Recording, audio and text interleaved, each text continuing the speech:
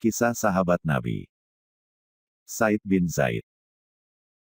Ya Allah, bila engkau haramkan bagiku kebaikan, jangan kau haramkan bagi putraku, Said. Zaid bin Amr Nufail. Dari jauh Zaid bin Amr bin Nufail berdiri memandangi orang-orang Quraisy sedang melaksanakan upacara lebaran. Kaum pria mengenakan sorban yang berwarna-warni dan jubah Yaman yang mahal. Wanita dan anak-anak memakai baju dengan perhiasan beraneka ragam. Orang-orang kaya menggiring domba yang akan dipersembahkan kepada berhala. Domba-domba tersebut dihias dengan indah. Zaid bin Amr bersandar ke dinding Ka'bah sambil mengkritik ulah jahiliyah, "Wahai orang-orang Quraisy, domba diciptakan oleh Allah. Dialah yang menurunkan hujan dari langit untuk minumnya. Dia juga yang menumbuhkan rerumputan untuk makanannya. Lalu kalian menyembelihnya atas nama selain Dia. Kulihat kalian ini orang-orang yang tak punya pengertian." Mendengar kata-kata Zaid, sang pamannya yang bernama Al-Khattab, ayahanda Umar bin Khattab, menamparnya keras-keras sambil memaki, "Celakalah engkau. Masih saja kami dengar kata-kata semacam itu dari mulutmu. Kami sudah cukup sabar selama ini, sampai rasanya tak tahan lagi." Al-Khattab kemudian mempengaruhi orang-orang lemah dari kaumnya, juga para berandalan, untuk mengganggu dan menganiaya Zaid bin Amr sedemikian rupa sampai akhirnya keluar dari Mekah dan tinggal di Gunung Hiro. Al-Khattab juga menyuruh sekelompok pemuda Quraisy agar menghalang-halanginya kalau hendak memasuki Mekah. Dengan demikian bila ingin memasuki Mekah, Zaid bin Amr terpaksa melakukannya dengan sembunyi-sembunyi. Di luar sepengetahuan kaum Quraisy, Zaid bin Amr sering berkumpul dengan Warokah bin Naufal, Abdullah bin Jahsy, Utsman bin Harits dan Umaymah binti Abdul Muthalib, bibi Rasulullah dari pihak ayah. Mereka memperbincangkan soal kesesatan bangsa Arab.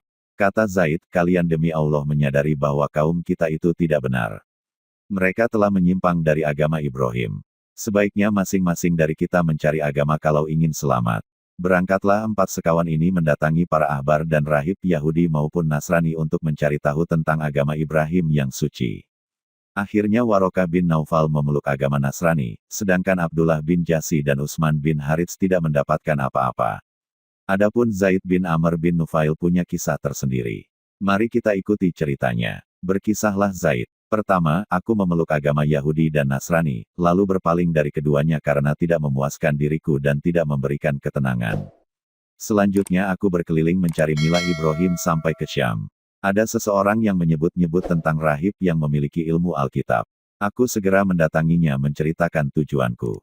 Dia berkata, 'Kurasa Anda mencari agama Ibrahim, hai orang Mekah.' 'Benar,' jawabku, 'itulah yang kucari. Anda mencari agama yang sudah tak ada sekarang ini. Tetapi pulanglah, karena Allah akan mengutus salah satu dari kaum Anda untuk memperbarui agama Ibrahim. Bila Anda berhasil mendapatkannya, ikutilah dia.' Kembalilah Zaid ke Mekah. Dia mempercepat perjalanannya karena ingin segera mencari nabi yang dijanjikan itu. Sementara Zaid masih di perjalanan, Allah telah mengutus nabinya, Muhammad, dengan agama hidayah dan kebenaran. Sayang sekali, ternyata Zaid tidak mendapat kesempatan untuk berjumpa dengan beliau. Dalam perjalanannya itu dia dihadang oleh gerombolan perampok Arab dan dibunuh sebelum sampai di Mekah, sebelum berhasil melihat Rasulullah dengan mata kepalanya. Sebelum menghembuskan nafas terakhir dia menatap ke langit sambil berdoa, 'Ya Allah, bila engkau haramkan bagiku kebaikan, jangan kau haramkan bagi putraku Said.' Atas kehendak Allah, doanya mustajab. Ketika Rasulullah memanggil orang-orang memasuki Islam, Said bin Zaid termasuk golongan pertama yang beriman kepada Allah dan percaya kepada Nabi dan Rasul-Nya. Ini tidaklah berlebihan mengingat Said tumbuh besar di dalam rumah yang mengingkari kesesatan Quraisy dan terpelihara di bawah naungan ayah yang mencurahkan hidupnya untuk mencari kebenaran, bahkan mati saat mengejarnya. Bukan Said saja yang memeluk Islam, tetapi juga istrinya, Fatimah binti Khattab, adik kandung Umar bin Khattab. Anak muda Quraisy ini kenyang dengan penganiayaan kaumnya yang berusaha merongrong keimanannya, namun orang-orang Quraisy tak mampu memalingkannya dari Islam. Justru dia dan istrinya berhasil menaklukkan seorang jago Quraisy yang paling sengit memusuhi Islam. Benar, keduanya lah yang menyebabkan Umar bin Khattab masuk Islam. Said bin Zaid bin Amr bin Naufal telah menghabiskan masa mudanya untuk Islam, sebab dia memeluk agama ini pada usia 20 tahun. Dia mengikuti seluruh peperangan Nabi Shallallahu Alaihi Wasallam kecuali Perang Badar, karena pada waktu itu Rasulullah memberi tugas lain. Dia punya andil dalam menghancurkan singgasana penguasa Persia dan Romawi. Pendeknya, dalam setiap pertempuran yang dilakukan oleh pasukan muslimin, Said bin Zaid punya andil dan jasa yang tak sedikit. Mungkin yang paling hebat kiprahnya adalah yang dilakukan dalam Perang Yarmuk. Dalam hal ini dia sendiri menceritakan.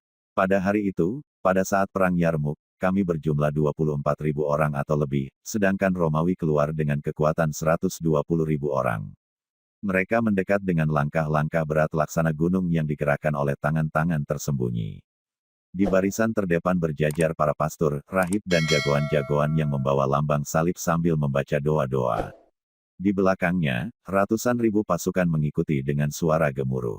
Melihat keadaan seperti itu, pasukan muslimin menjadi gentar, sehingga Abu Ubaidah bangkit untuk membakar semangat mereka. Katanya, "Wahai hamba-hamba Allah, belalah Allah agar Allah pun membela kalian. Tabahkan hati kalian dan kokohkan kaki kalian. Wahai hamba-hamba Allah, bersabarlah, karena kesabaran adalah penyelamat diri dari kekufuran dan jalan untuk memperoleh ridho Allah. Hunuslah senjata, siapkan tombak, pakailah perisai. Tekunlah menyebut nama Allah dalam diri dan jiwa kalian sampai aku beri komando, insya Allah." Pada saat itu seseorang keluar dari barisan dan berkata kepada Abu Ubaidah, "Aku ingin menyelesaikan urusanku sekarang. Apakah Anda mau menitip sesuatu untuk Rasulullah?" "Ya," jawab Abu Ubaidah. "Sampaikan salamku dan kaum muslimin semuanya kepada beliau. Katakan pula, ya Rasulullah, kami telah menemukan bahwa apa yang dijanjikan Allah adalah benar." Mendengar kata-kata Abu Ubaidah, lalu melihatnya mengayunkan tombaknya ke arah musuh, "Bangkitlah semangatku. Kuhunus tombak dan kutusuk jagoan musuh yang pertama kali muncul di hadapan kami. Allah telah membobol bendungan rasa getarku terhadap mereka." Kawan-kawan juga menyusul menerobos barisan musuh seperti singa-singa kelaparan yang melahap mangsanya. Kami terus bertempur sampai Allah memberikan kemenangan kepada kaum muslimin. Said bin Zaid juga menyaksikan masuknya muslimin ke Damaskus. Setelah kota itu menyerah, Abu Ubaidah mengangkatnya menjadi wali kota yang baru. Said bin Zaid adalah wali kota Damaskus Muslim yang pertama. Pada masa Bani Umayyah telah terjadi suatu skandal yang selalu menjadi bahan gunjingan penduduk Yasrib sampai beberapa waktu lamanya.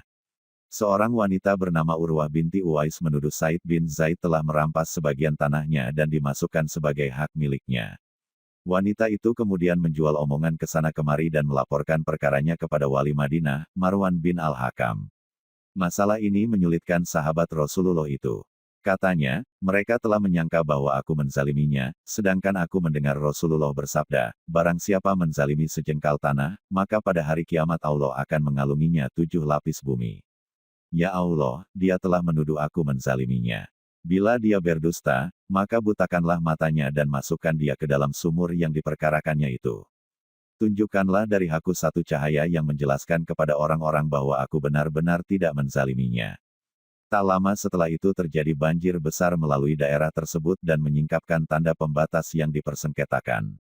Terbuktilah bahwa Said memang jujur. Lalu Urwah binti Uwais menjadi buta, dan ketika berkeliling di tanah miliknya, dia terjatuh ke dalam sumur. Abdullah bin Umar berkata, "Waktu masih kecil, kami sering mendengar orang yang marah kepada orang lain dan bersumpah serapah, semoga engkau buta seperti Urwah."